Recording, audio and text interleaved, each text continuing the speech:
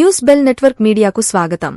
శ్రీకాకుళం జిల్లా పాతపట్నం ఎర్రచెరువు ఆక్రమణలను ప్రత్యక్షంగా పరిశీలించిన ఎమ్మెల్యే ఎన్జీఆర్.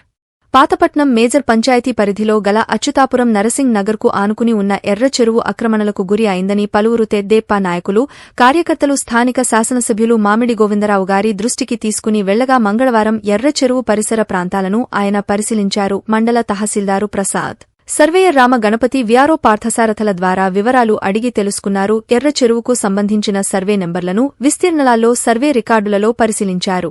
2 రోజుల్లో సర్వే పూర్తి చేసి ఆక్రమణలకు సంబంధించిన వివరాలు తెలియజేయాలని రెవెన్యూ సిబ్బందిని ఆయన సూచించారు.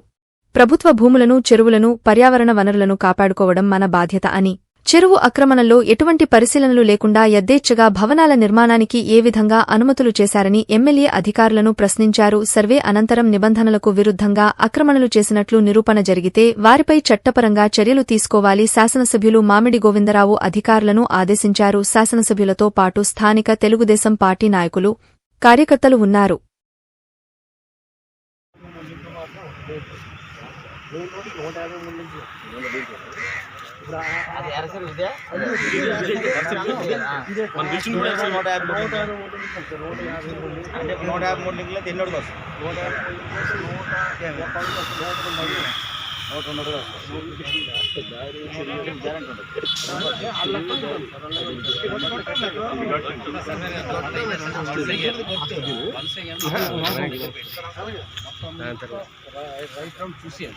చూసేసి మనం నోట్స్ ఇచ్చాం ఉంటుంది.